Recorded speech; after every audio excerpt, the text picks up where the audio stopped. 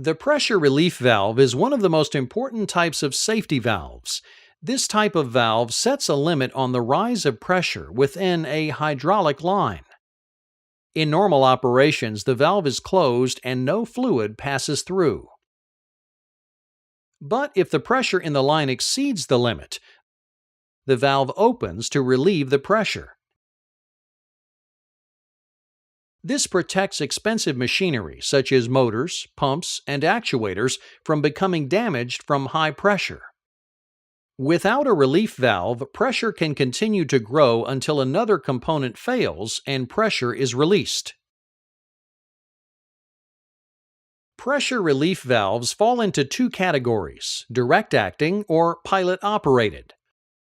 A direct acting relief valve is held closed by the direct force of a mechanical spring. The spring force holding the valve closed is opposed by the system hydraulic pressure.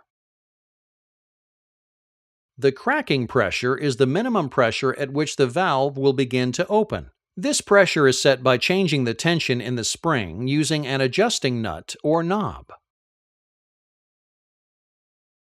As long as the system operates at a pressure at or under the cracking pressure, the valve remains closed. If the hydraulic pressure increases even a small amount beyond this level, the valve begins to open and fluid begins to trickle through. The pressure at which the valve is fully open is called the full relief valve pressure and is higher than the cracking pressure. When the hydraulic fluid in the system reaches the full relief valve pressure, the valve will be fully open and all fluid is discharged through the outlet port. A pilot-operated relief valve makes it possible to handle higher pressures and flow. It's also much smaller than direct-acting valves rated for the same pressure. This valve has two stages. The first stage is composed of the main valve with a poppet and spring large enough to handle the maximum flow rating of the valve. The second stage is composed of a much smaller direct-acting pilot valve, which includes a pilot relief poppet, pilot spring, and an adjustment knob. This smaller relief valve is usually mounted crosswise on the main valve body. As long as pump line pressure is less than the relieving pressure set on the control knob, the pilot poppet will remain closed. Since the pilot poppet is closed, the pressure in the mainspring chamber is the same as the line pressure.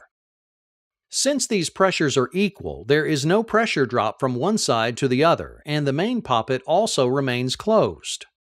When line pressure increases higher than the relieving pressure, the pilot relief valve moves to its open position. This allows fluid to flow from the pressure side through the orifice and across the pilot relief valve to the tank.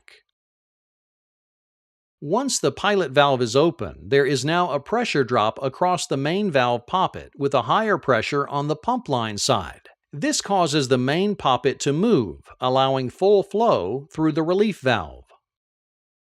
The same is true in reverse. As the pump line pressure decreases below the relief pressure set by the adjustment knob, the pilot valve will close. This allows the main spool to close and restores a balance of pressure. Relief valves can be used anywhere in a hydraulic circuit where it's necessary to prevent pressure from exceeding a maximum level. Advantages of direct-acting valves are their low cost and fast response times to pressure spikes. Pilot-operated relief valves are advantageous due to their smaller size and ability to work with higher system pressures and higher flows.